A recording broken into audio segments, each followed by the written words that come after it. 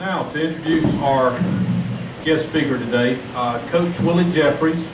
He's a native of Union, South Carolina, 29 years as a head football coach, 19 years at South Carolina State, 5 years at Wichita State, 5 years at Howard University.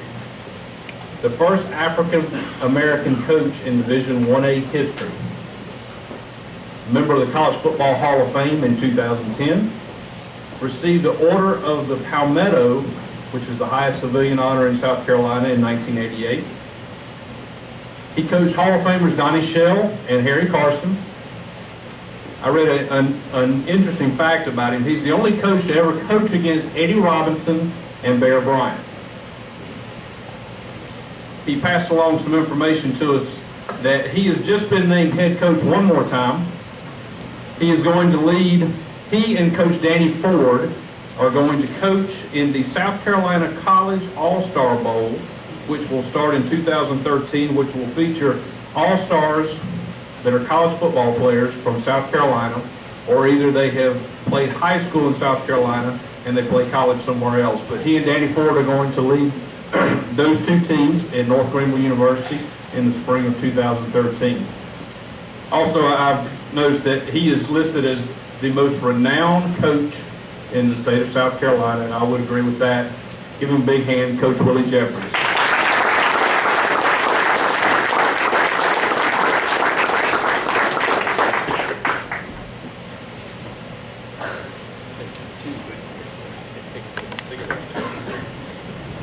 Coach Lawson, I brought this tea up here for you.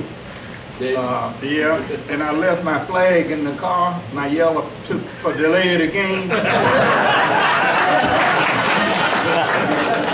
you from Union, aren't you?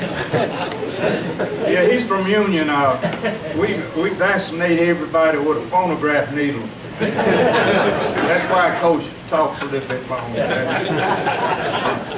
But anyway, thank you again, President Dunlap. And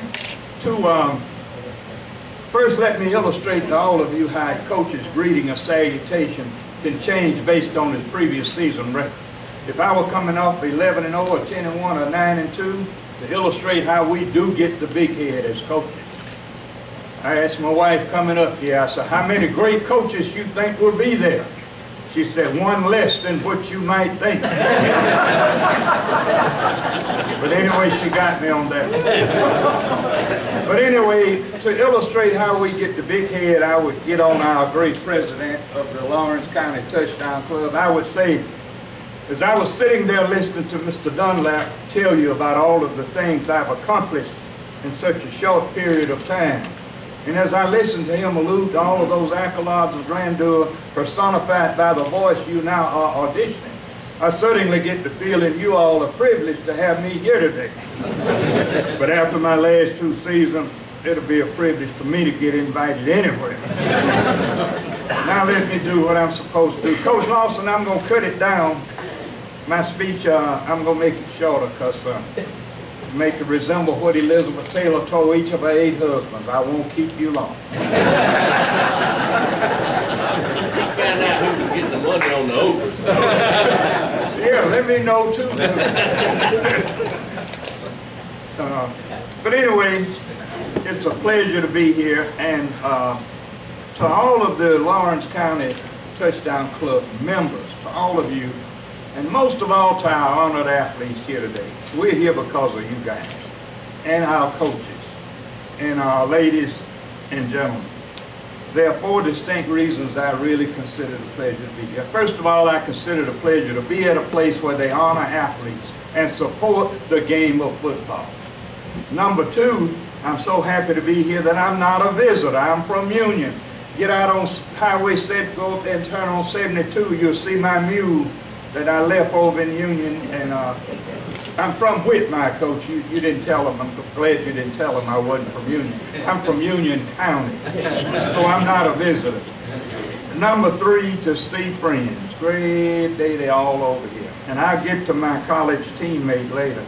Callie Goff, Don Strock is not here. King Dixon, Bobby Ivy, Coach Harold Nichols, who does a great job for us down in Orangeburg. And my only other woman, Betsy, stand up, let them see you. That's Betsy Collins, my only other woman. Thank you. Her daddy ran the 10-cent store. They weren't dime stores, they were 10-cent stores in Lawrence. Benjamin Franklin, 10-cent store. And then I have my first wife, Mary, is back there. Stand up, sugar. Only one I got, she must be the first. Over at this table, Luminous Bird is over there. He was on our board, chairman of our board at South Carolina State. Raise your hand or you can stand up. Luminous never did get me a raise, but and to have a teammate, former teammate here in Robert Beasley. Robert and I walked in the front door at South Carolina State, and we walked back out the front door in 4 years. Now, we did it in 4 years.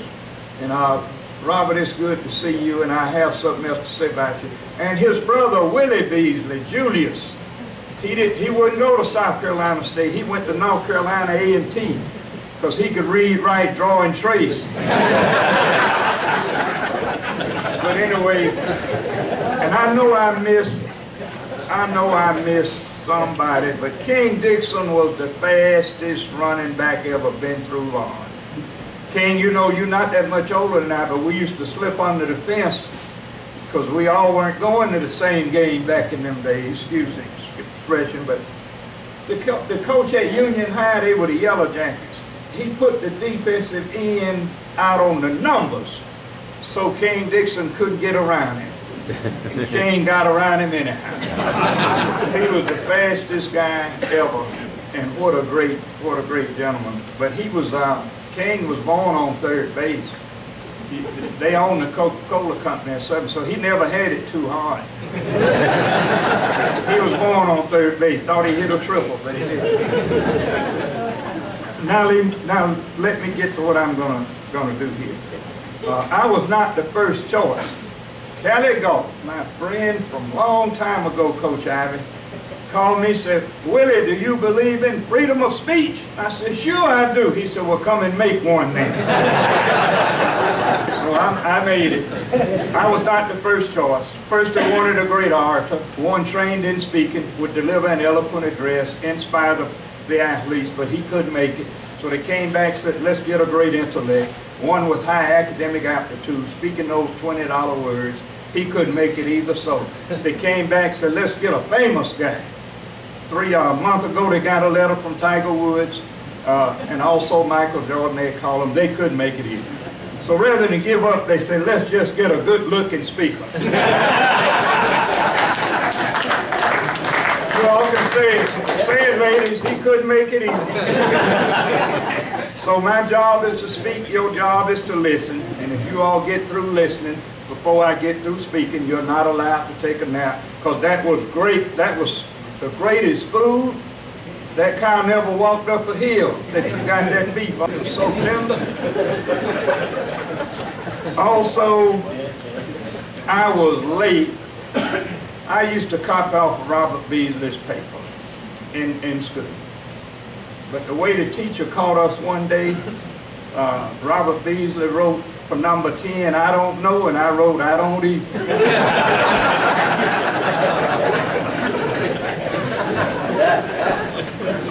But we had another guy, his name was David Deacon Jones. He played with the Rams, and David, we told the coach not to bring David up there because David could read a little bit, and he could write and draw and trace like most of it. But one night, when they went to recruit David Jones, his mama said he's not here, he's over at the church, and that made Coach Moore so happy. It was in the wintertime, almost Christmas. And he got over at the church, and old Deacon Jones, all of you know he's the best defensive end probably to ever play the game of football. You get a little argument on it, but he was the greatest. They got over there at the church around Christmas time, and old Deacon Jones up there had one of those books that you sing out of for Christmas time.